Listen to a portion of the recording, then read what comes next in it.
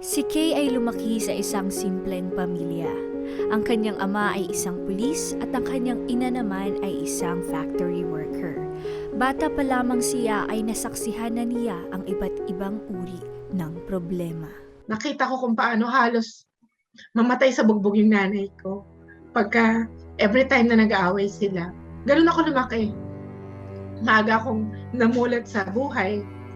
Tapos, dumating pa sa time na, iba pagkahampas niya ng barel sa ulo ng mami ko. Talagang, yung parang alkansya.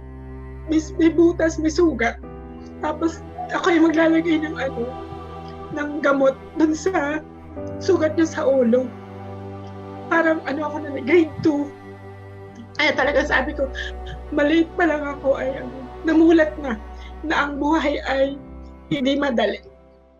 Dahil sa mga eksena na kanyang nasaksihan, lumaki si Kay na puno ng takot at tila nawala ng gana sa pag-aaral. Kaya nang dumating siya sa ika-4 na taon sa high school, ay doon niya naman nakilala ang kanyang asawa at agad silang nagsama. Diba yung mainit na kanin, hindi mo siya pwedeng iluwa agad. Kumbaga yun yung pag-asawa, ganun kahirap.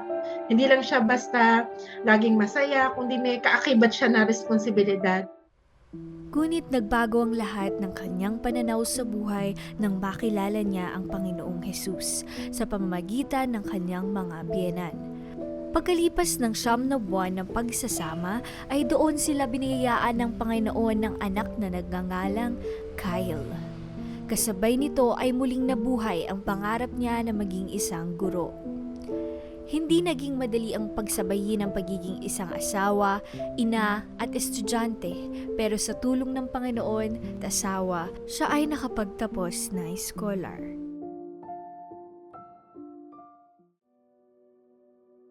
Ngunit habang lumalaki ang kanilang anak na si Kyle, ay napansin nila na tila nahuhuli itong matutong maglakad, magsalita at maging sa iba pang mga aktibidad kesa sa mga kasabayan niya. At makalipas ang 6 na taon ay isang pangyayari ang gumulat sa kanilang pamilya. Bali, nung bumagsak nga siya ng 2007, July yun eh. Tanda ako nun, hindi na siya nakatayo. So, ang ginawa ko, pumunta nga kami dun sa neuro. Punta kami agad ng May Kawayan Doctors. Doon po kasi may mga espesyalistang neuro po doon. Hanggang sa nirefer kami ng neuro doon sa May Kawayan na pumunta kami ng PCMC, Philippine Children's Medical Center po. Ayun, 7 taon pa po si Kyle. 7 taon lang po si Kyle. Nang bit ko siya. Ayun, habang tumatawid kami ng overpass, yan, dala-dala ko yung bata. Hanggang sa sinabi nga ng doktor sa akin na meron daw po siyang Duchenne muscular dystrophy. Grabe po yung parang feeling mo yung parang bumagsak yung langit at lupa. Pinagsakluban ka ng langit at lupa. Sabi sobrang hirap na ganun pala yung kondisyon ni Kyle. Unti-unti, manghihina yung katawan, igugupo ng sakit. Na-shock ako talaga. Sabi ko, Lord, bakit? Parang nagtatanong ka sa Panginoon, Lord, bakit po? Di po ba, no? Mas mababa akong tao para danasin ko ito. At ang nakabigat pa rin po, noong una po, ako lang yung nakakaalam. Kami lang po ng nanay ko. Hindi ko pa masabi sa kanila yung kondisyon ni Kyle kasi nga po, di po ba napakahirap sabihin na yung bata malulumpo, tapos mamamatay, ano po, di po ba parang napakabigat hanggang sa naglakas loob na po akong sabihin. Alam niyo po yung isang tuwalya, napuno ko yata ng luha ko habang ako ay nagsasalita. Yan, lahat po kami. Gumuho yung mundo namin.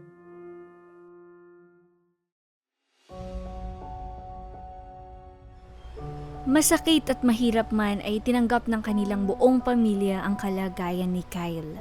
Kasabay ng pananalangin ay tulong-tulong nila itong inaalagaan at pinuno ng pagmamahal. Simula 2014 ay taon-taon na rin nako-confine si Kyle sa ospital. Matinding taon para sa amin. 4 na beses po siyang na-confine. Wala pang 1 taon na-confine yung bata. Talagang dumating kami sa time na talagang halos wala na. Halos wala nang pagkunan. Minsan magbibilit si Kyle ng 20,000, 30,000. Eh buti po kung ako ay malaki pa yung kita ko, hindi naman din po ganun kalakihan yung kita ng asawa ko. Talagang nabaon ako sa utang, nabaon kami sa utang. Hanggang sa na-comatose po siya, October 15 po. Halos 1 buwan, halos doon na kami tumira sa sa ospital. Grabe yung hirap namin nun. Mga talagang nagbibill po si Kyle ng, umabot yung bill niya ng 1.3 million.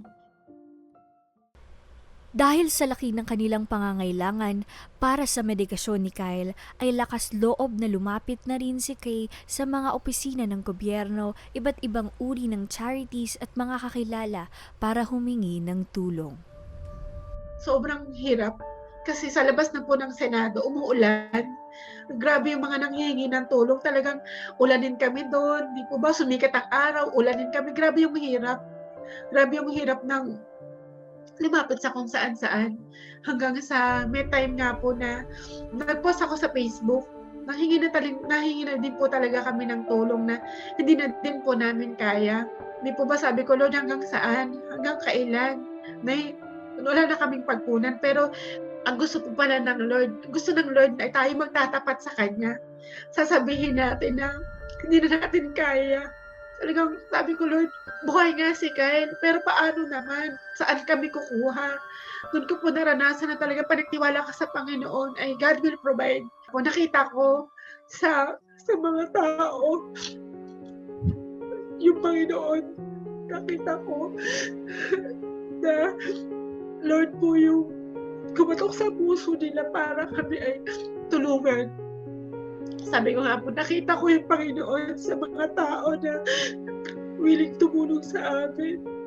Nakalima ko sa pagtuturo.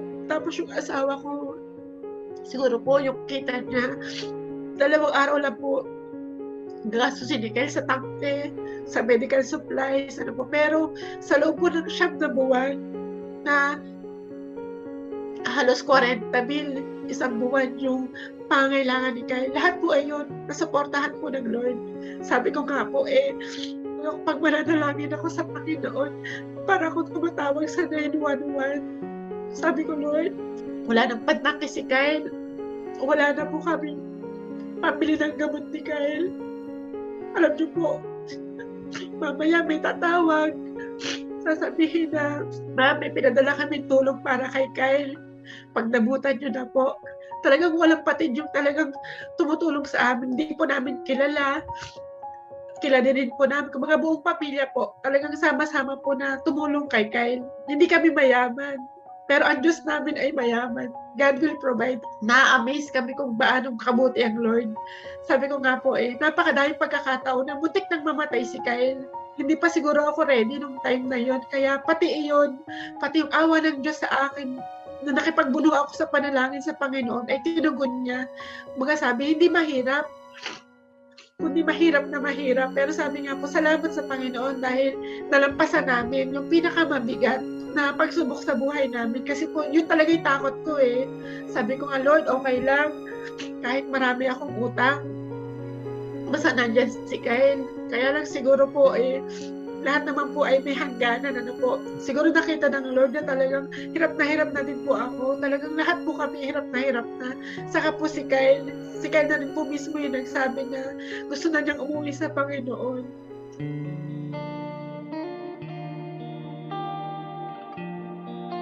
Kaya sabi ko, kahit mahirap, talagang sige anak, kung talagang napapagod ka na, sinigurado ko lang po talaga yung kaligtasan sa kanya. Masakit man para sa isang ina ang mawalan ng anak, ay nananatili ang kanyang buong pagtitiwala sa Panginoon dahil alam niya na sa kanya umuwi si Kyle. Ako din na-realize ko na hirap na si Kyle Hirap na. Naawa ako na makita si Kyle. Na ganun yung kondisyon niya. Sa mga ilang oras po ni Kyle na magkasama kami. Although mabigat kasi nag-iisa ako doon Mga ilang oras bago mamatay si Kyle. Parang hinanda ako ng Lord doon na depende ko yung buhay ko sa kanya na kaming dalawa, hindi niya ako iiwanan kahit na umuwi si Kyle sa kanya. Sa lahat ng hirap na pinagdaanan ni Kay sa buhay, isa sa kanyang mga natutunan ay ang Buhay naman po ng tao ay hindi nasusukat sa haba o sa ikli. As long as nagamit mo yung buhay mo to serve God. At alam ko naman po na Sa buhay po ni Kyle, marami siyang na-touch. Sabi ko nga po saan galing yung mga tulong na yun? Kung hindi sila na-touch sa buhay po ni Kyle. Ang ating Diyos ay higit sa lahat. Ano po? We have an amazing God na talagang kahit anong sitwasyon ng buhay natin, andyan ang Lord at hindi tayo pababayaan. Nakaka-amaze yung bata na kahit na ganun yung kondisyon niya, ay alam niya na kung sino yung Panginoon sa buhay niya, na po, na talagang pinaniwalaan niya yung Panginoon bilang kanyang tagapagligtas. Kaya sabi ko nga po salamat sa Lord kasi binigyan niya si Kyle ng ganung pananampalataya na kahit ganun yung sitwasyon ni Kyle, yung kahit ano yung kondisyon ni Kyle, yung pagsama ng Diyos ay lagi niya rin nararanasan. Kaming dalawa lang din yung umuwi mula sa ospital, papunta dito sa bahay. Grabe yon. Pero naano doon yung kapayapaan ng Lord na, di po ba, iuwi ko yung anak ko ng patay. Sabi ko nga po, pag ako ay nagsisell group, yun yung pinakamahirap talaga. Ang hirap tanggapin na nandun ka sa sasakyan, nasa likod mo yung anak mo na patay. Di po ba? Saka po, pinakatakot ko din po ay yung harapin si Kyle sa kabaong. Yung makita si Kyle sa kabaong. Kasi nakita ko doon na, ano na anak ko nakahiga, walang buhay. Di ba ba? Pero salamat sa Lord kasi nalampasan yun. Nahawi lahat ng hirap, nahawi lahat ng lungkot, takot, pangungulila, at napalitan po ito ng pag-asa. Sabi nga yung agila, di ba ba, yung agila, hindi niya lang sinasagupa yung bagyo. Lalampasan niya yung bagyo. Di po ba? Liliparan niya. At yun po yung nilibil sa akin ng Lord na lampasan mo yun. Lalampasan natin yan kasama mo ako. Isang taon na ang nakalipas, naroroon pa rin ang lungkot sa mga oras na naaalala nila si Kyle. Pero pasasalamat nila kay God sa kalakasan at kaaliwan na ipinagkakaloob niya sa kanilang mag-asawa. Dahil sa naranasan nilang pagsama ng Panginoong Hesukristo, ngayon sila naman ang nagnanais na magbigay ng tulong at encouragement sa ibang tao. Na-realize ko kung ano yung pinakamahalaga. Hindi mo pwedeng ipagkatiwala yung buhay mo sa mga bagay na tinatangkilik mo, di po ba? Hindi nakadepende sa trabaho mo, di po ba, yung pamilya, kasi pwede rin silang mawala. Ang pinakatanging security lang po natin ay relasyon natin sa Panginoon, di po ba? Lumindol man, mamatayang ka man, mabaon ka man sa utang, wala ka man pera, pero as long as you have God, di po ba, makakaya mo lahat. Yung best security na meron tayo, ang Panginoon. Sabi nga po, hindi natin pwedeng pagtiwalaan sarili man natin. Hanap buhay natin, sarili natin, mga tao na malapit sa atin, kayamanan kung meron man, hindi po pwede yung maging security. Ang security lang natin ay ang ating Panginoon, na siyang mag-iingat sa atin. Ano man yung mangyari, hindi na tayo pababayaan.